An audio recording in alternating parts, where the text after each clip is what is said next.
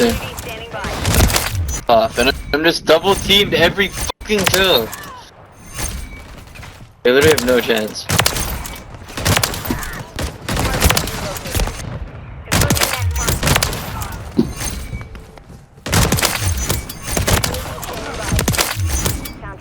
Alright, so you guys are wanting to get to learn how to snipe. I do a video on this like every year, just for new people that find my channel and that want to learn and get into the sniping community.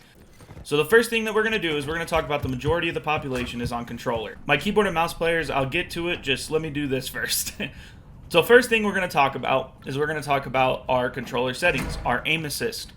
I like to play on 20/20 sensitivity just because I like to make it, you know, somewhat fun to watch. I've always run dynamic.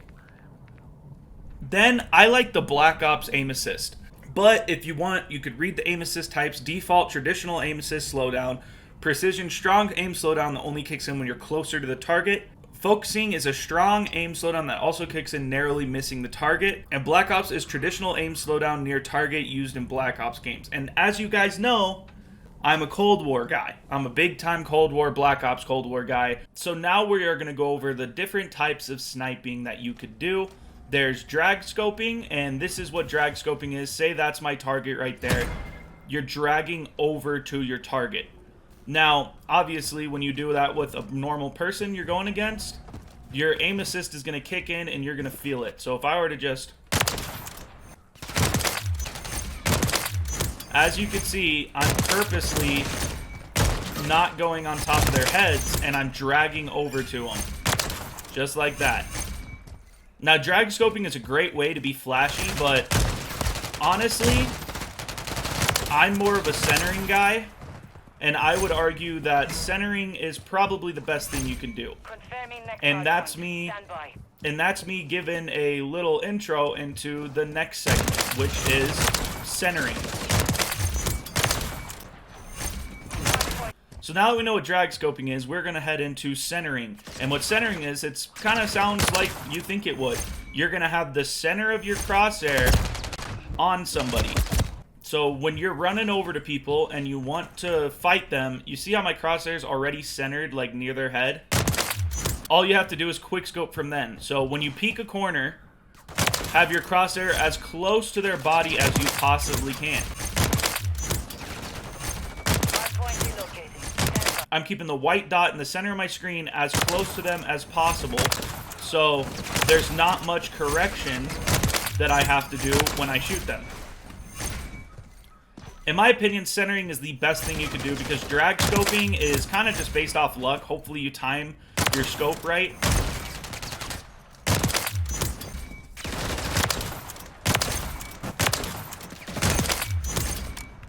So that right there is a perfect example of centering. I had my white dot as close to their body the entire time and had to make little to no correction when scoping in.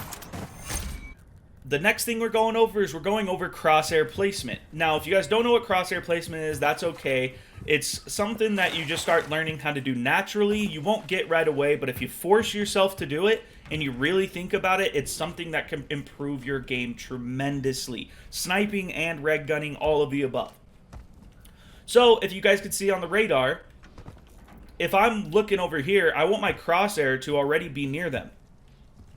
Because if I turn this corner and I'm like this, I have to turn and then kill them.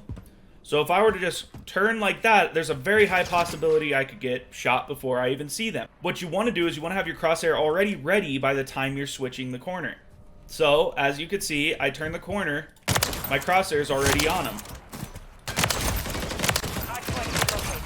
As you can see, very easy to get those shots off before me getting too much damage taken because my crosshair. There's a guy running towards me right now. Have my crosshair ready. Have my crosshair ready there. If I run over here, I know they're on the point, so I'm going to have my crosshair ready to fight. As soon as I see them, I'm already scoped in, and they aren't even able to get a shot off. Crosshair ready. Crosshair ready. Oh, there's another one on the point. Crosshair ready. Get my crosshair ready for these guys. It's very repetitive when it comes to sniping, guys. It's usually just run around, and have your gun ready at all times, because it takes a while for you to scope in compared to how fast their guns can put you down. Alright, but the next thing we're going over, guys, is, in my opinion, the most important thing you could possibly know when it comes to playing Call of Duty, and that is spawn knowledge.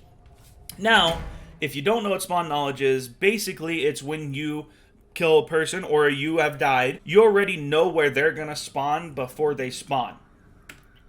Now, the best way for me to explain this is, obviously, if we're looking at Rust, I know that off spawn, right as the game starts, there's a team that spawns here, and there's a team that spawns here. I also know there is a spawn right here, and there's a spawn right here. How do I know this? The best possible way to know this is when you die, where you respawn, memorize that location, because that is where the people on the other team will spawn also. So, when it comes to spawn knowledge, I know where they're going to spawn before they do. So, with all these people in the point right here, I am going to guess that when I take them out of the point, they're going to either spawn right here or right here. This is because spawn knowledge, I know where they're going to be. Now, if I were to pull up the mini-map, look at where they're spawning. Right here. Now, if I were to run over to this point, I'm going to get them off the point, and they're going to spawn somewhere around here.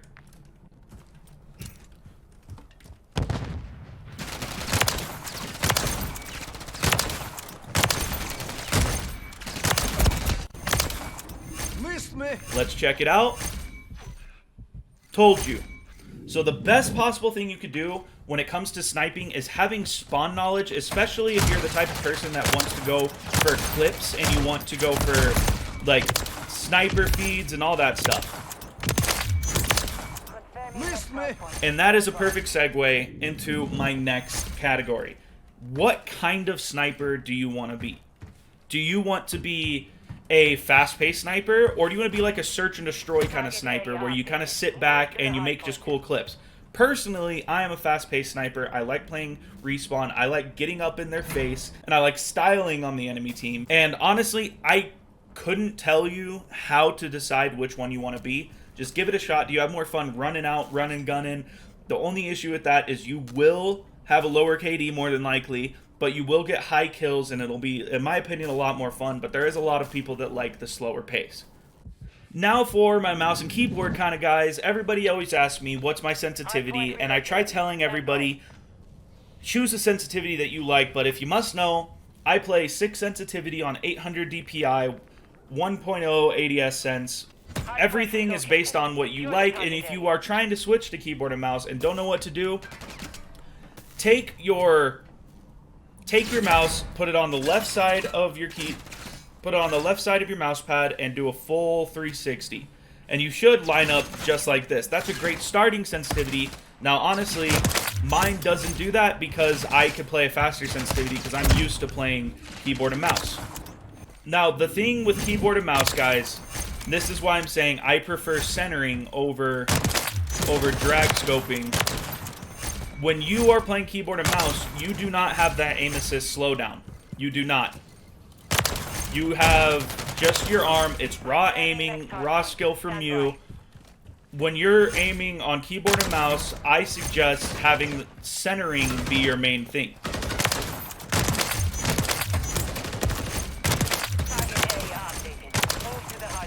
Now, guys, for those that are newer, this is what I'm going to tell you to do.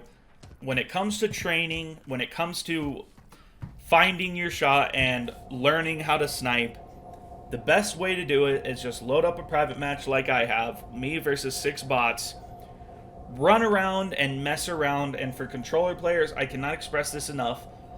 If you're playing in a private match, turn your aim assist off and just snipe. Have fun. Do 360s, do 720s, do drag scoping, do all that kind of thing, and just get involved. And if you turn off your aim assist and you get comfortable with your aim assist turned off, when you go online and your aim assist is on, it is going to feel so much better, and you are going to be absolutely shredding.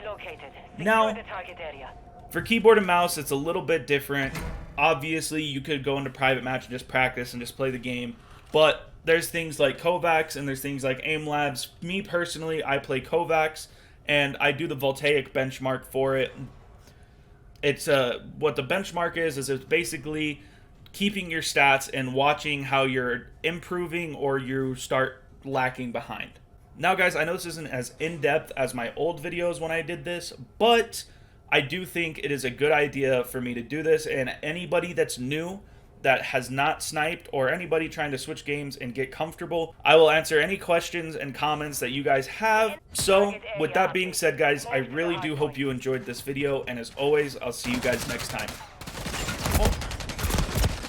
Dude, I'm trying to do an outro, man. Okay, but guys, I really do hope you enjoyed this video, and as always, I'll see you guys next time. Peace.